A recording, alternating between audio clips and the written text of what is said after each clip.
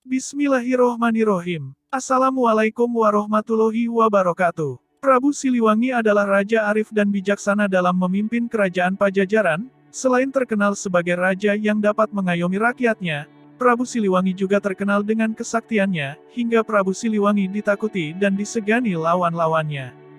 Banyak yang menduga kesaktian Prabu Siliwangi dikarenakan memiliki Khodam Macan Putih yang mendampingi beliau, padahal Macan Putih itu awalnya adalah pasukan Macan Putih yang menyerang Prabu Siliwangi. Lantas bagaimana bisa Macan Putih tersebut bisa menjadi Khodam pendamping Prabu Siliwangi? Dan benarkah kesaktian Prabu Siliwangi dikarenakan memiliki Khodam Macan Putih? Berikut ini kisah Prabu Siliwangi dan Macan Putih atau dikenal dengan sebutan Maung Bodas. Kisah diawali dengan perjalanan rutin Prabu Siliwangi ke sejumlah wilayah untuk mengetahui perkembangan kehidupan rakyatnya. Untuk mengetahui kehidupan rakyatnya, Prabu Siliwangi selalu terjun langsung ke rakyatnya, tetapi kunjungan Prabu Siliwangi tidak pernah diketahui rakyatnya karena Prabu Siliwangi selalu menyamar dengan tujuan tidak dikenali rakyatnya. Dengan terus berjalan dari daerah satu ke daerah lain, akhirnya sampailah Prabu Siliwangi di kaki Gunung Ciremai yang terletak di wilayah Majalengka. Prabu Siliwangi memutuskan beristirahat di kaki Gunung Ciremai tersebut, tapi sebelum Prabu Siliwangi hendak istirahat, tiba-tiba muncul segerombolan makhluk gaib yang menyerupai macan putih. Kedatangan Prabu Siliwangi ke kaki Gunung Ciremai ternyata merasa mengusik makhluk gaib tersebut. Makhluk gaib macan putih itu menunjukkan ketidaksenangannya dengan kehadiran Prabu Siliwangi. Mereka merasa kehadiran Prabu Siliwangi sebuah ancaman bagi mereka, padahal Prabu Siliwangi hanya berniat beristirahat di tempat tersebut setelah melakukan perjalanan.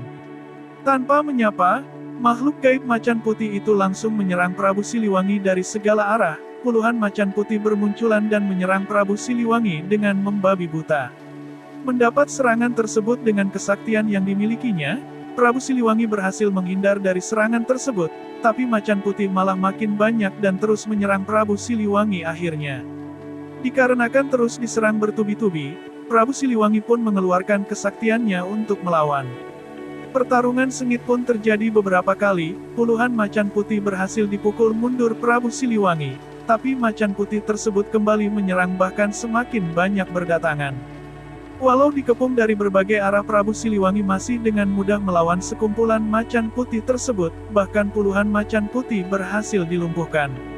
Karena semakin banyaknya macan putih berdatangan dan terus menyerang, akhirnya Prabu Siliwangi memutuskan untuk mengakhirinya dengan cara melumpuhkan semua makhluk gaib macan putih tersebut. Hanya dengan sekali hentakan puluhan macan putih berhamburan dan terkapar tak berdaya. Melihat hal itu Raja Macan Putih pun murka melihat anak buahnya semua terkapar tak berdaya. Dengan amarah yang membara, Raja Macan Putih itu pun langsung menyerang Prabu Siliwangi. Kali ini Prabu Siliwangi sedikit goyah dengan serangan Raja Macan Putih tersebut. Ternyata kesaktian Raja Macan Putih itu tidak bisa dianggap enteng. Pertarungan semakin sengit, seluruh ilmu kedikcayaan Prabu Siliwangi sudah dikeluarkan, namun Raja Macan Putih itu sedikit pun belum goyah, bahkan Prabu Siliwangi beberapa kali terpental akibat serangan macan putih tersebut. Prabu Siliwangi yang merasa mendapatkan lawan berat, akhirnya mengeluarkan ilmu batin yang dia miliki. Dengan memejamkan mata, Prabu Siliwangi mencari titik kelemahan dari Raja Macan Putih tersebut. Prabu Siliwangi yang memiliki ilmu batin tingkat tinggi berhasil melihat titik kelemahan dari Raja Macan Putih tersebut. Prabu Siliwangi menatap dengan mata tajam ke satu titik di atas kedua mata dari macan putih tersebut.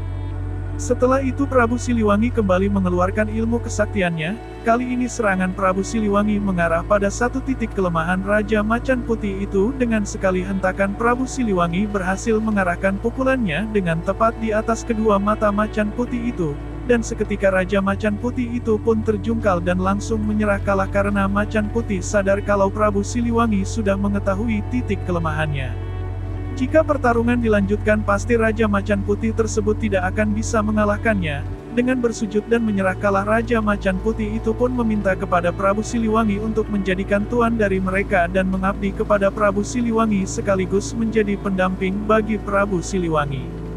Dengan kesaktian Prabu Siliwangi ditambah dengan kesaktian Khodam Macan Putih yang menyatu dengan Prabu Siliwangi, kesaktian Prabu Siliwangi semakin susah untuk dikalahkan.